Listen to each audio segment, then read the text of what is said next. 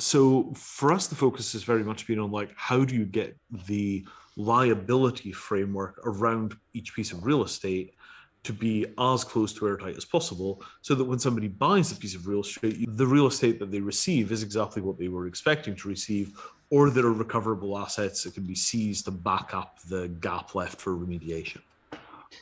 We took a top-down regulated approach to it from day one. The way that we were working to do this, and this is useful, was to precisely mirror existing workflow processes and practices.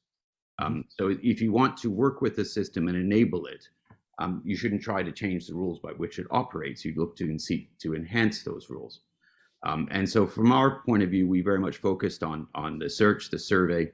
How do you list a property on a public regulated exchange? How do you make sure you have verification, validation? How do you make sure the usual suspects don't get up to the usual things? Because I haven't yet met someone who wants to sell a property that didn't want to enhance its value in one form or another by misrepresenting it in any way that they possibly can.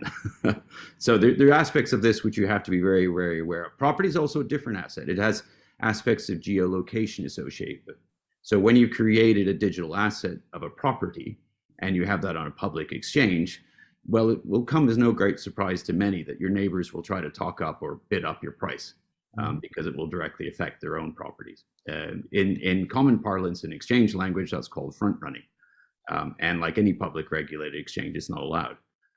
So inevitably, you can see already, if you compare some of the practices that the crypto trading environment uses and try to envisage that on the types of exchange that we're looking at, which is an asset-based exchange, then you have a different policing function. And some of these policing functions have to be new, because they're not as much of a feature on an equity exchange as they are on a property exchange. But our fundamental mission is exactly the same as Vinny's, and that is to make property a liquid tradable asset class for all.